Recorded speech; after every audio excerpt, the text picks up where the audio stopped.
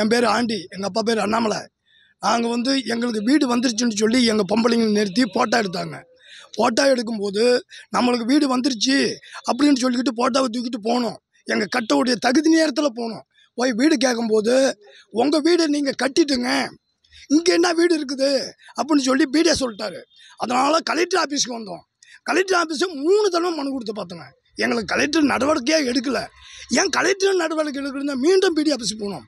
உங்கள் வீட்டில் அக்கௌண்ட் நம்பரெல்லாம் சரியாக இருக்குது, நீங்கள் உங்களுக்கும் வீட்டுக்கும் எந்த தொடர்பும் இல்லை, நீங்கள் வெளியே போங்கன்னு சொல்லிட்டாங்க. பஞ்சாயத்து ஆஃபீஸு கிளருக்குங்க 50 கோடிக்கு அதிபதி இருக்கான். அதை எதனால் அந்த கிளருக்கு 50 கோடி அதிபதி வந்தது எங்களுக்கு உண்டானதை தெரிஞ்சுக்கொள்ளணும். எங்கள் வீடு எங்களுக்கு கட்டி கொடுத்து முதலமைச்சர் ஐயா எங்கள் வீடு எங்களுக்கு விளங்க பண்ண ஐயா. எங்கள் ஊர் கல்லூராயன் மலை, ஊர் பேர் மேல்வாழப்பாடி. எங்களுக்கு வீடு வந்துச்சுன்னு கேட்டோம். வீடு வந்துருச்சுன்னு சொன்னாங்க.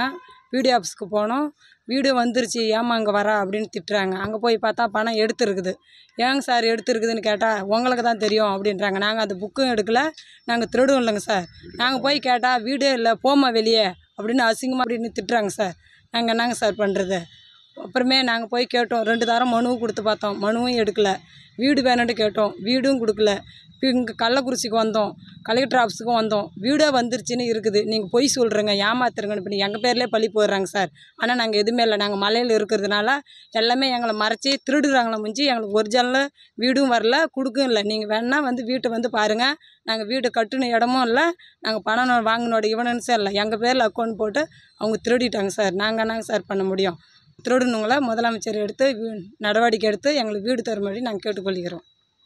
எங்களுக்கு வீடு வந்துருச்சுட்டு வீடியோ ஆஃபீஸுக்கு போனோம். போய் உங்களுக்கு வீடு வரலன்னு சொல்லிட்டாங்க. ஆனால் ஃபோன் நம்பரை மாற்றி வேறு ஒருத்தவங்க பணத்தை எடுத்து திருடி எங்களை ஏமாற்றிட்டாங்க.